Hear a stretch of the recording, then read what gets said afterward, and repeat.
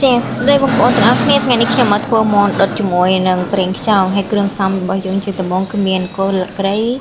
ចាស្លឹកក្រូចហើយនិងរំដេងគ្រឿងផ្សំរបស់ខ្ញុំគឺមានតែប៉ុណ្្នឹងទេយើងដាក់ទ្រាប់បាត់ឆ្នាំងមកចាបន្ទាប់មកយើងធ្វើការដាក់គ្រឿងទេសរបស់យើងបន្ថែមទៀតចានេះប៊ីចេងខ្ញុំប្រើចំនួនមួយចុងស្លាបព្រាបាយអញ្ចឹងណាបងប្អូនញ៉ាំច្រើនដាក់ច្រើនទៅតែសម្រាប់ខ្ញុំអត់សូវចូលចិត្តប៊ីចេងច្រើនពេកទេចាហើយនេះជាអំបិលខ្នុរគឺខ្ញុំដាក់ចំនួនចាកន្លះស្លាបព្រាបាយទេបងប្អូនដោយសារយើងបន្ថែមប្រេងខ្យងរបស់យើងគឺមានជាតិប្រៃទៀតដែរអញ្ចឹងយើងដាក់តាមបន្តិចបានហើយបងប្អូនចាហើយប្រេងខ្យងគឺខ្ញុំប្រើចំនួន2ស្លាបព្រាបាយកន្លះណាបងប្អូនពួកអីយើងត្រូវការទឹកប្រេងខ្យងឲ្យច្រើនដើម្បីដុតមាន់អញ្ចឹងណា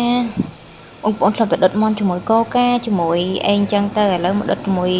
ប្រេងខ្យងម្ដងចាហើយនេះស្ករគឺខ្ញុំដាក់ចំនួន1ស្លាបព្រាបាយបងប្អូនចាហើយយើងកូរគ្រឿងរបស់យើងនឹងឲ្យលាយចូលគ្នាមកតាមយើងធ្វើការដាក់មាន់របស់យើងចូលបងប្អូនហើយមាន់ដែលខ្ញុំប្រើនៅក្នុងថ្ងៃនេះគឺខ្ញុំប្រើចំនួន3ផ្លូវគឺផ្លូវបែបនេះហ่าបងប្អូន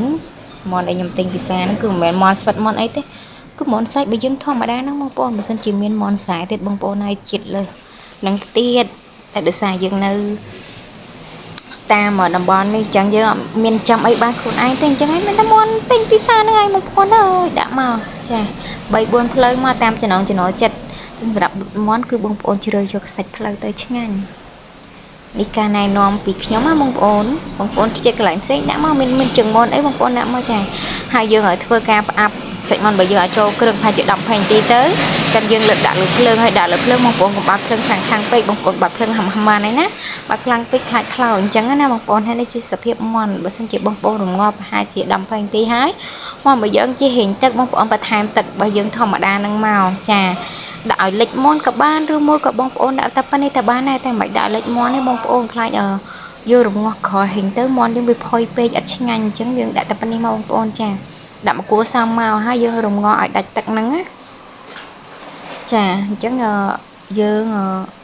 ដាក់វាទឹកប៉ុណ្ណឹងមកបងប្អូនបន្តបើកភ្លើងចាឲ្យល្មមឲ្យខ្លាំងតិចមកចាយើងទុកមករងាស់ហើយយើងមកធ្វើការបុកទឹកត្រីកកងរបស់យើងទុកញ៉ាំជាមួយសាច់ញាន់ណាចាទឹកត្រីកកងបងប្អូនដឹងស្រាប់ហើយថាគ្រឿងផ្សំមានអីខ្លះមានម្ទេសមានខ្ទឹមមានស្ករប៊ីចេងទឹកត្រីក្រូចឆ្មាតែប៉ុណ្្នឹងឯងបងប្អូនចាអានេះសភាពមាន់ដែលខ្ញុំរងាស់ហើយវាចិត្តរិញទឹកដែរបងប្អូនតែខ្ញុំត្រូវការឲ្យវាហេងទឹកជាងនឹងតិចទៀតអញ្ចឹងណាខ្ញុំក៏បន្តរងាស់បន្ថែមទៀត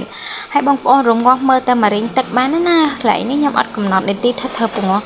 វាប្រហែលនាទីអីបងប្អូនរងាស់មើលតាមជាក់ស្ដែងសាច់មាន់របស់យើងអញ្ចឹងណាបងប្អូននេះអានេះសាច់មាន់របស់ខ្ញុំគឺវាបានរិញទឹកហើយបើយើងបន្តរងាស់ទៀតវាច្បាស់ជាខ្លោចជាមិនខានទេអញ្ចឹងមាន់ដុតប្រេងខ្យងរបស់ខ្ញុំក៏ហើយដែរគឺអត់មានអីពិបាកទេបងប្អូនចារសជាតិអីប្រៃផ្អែមតាម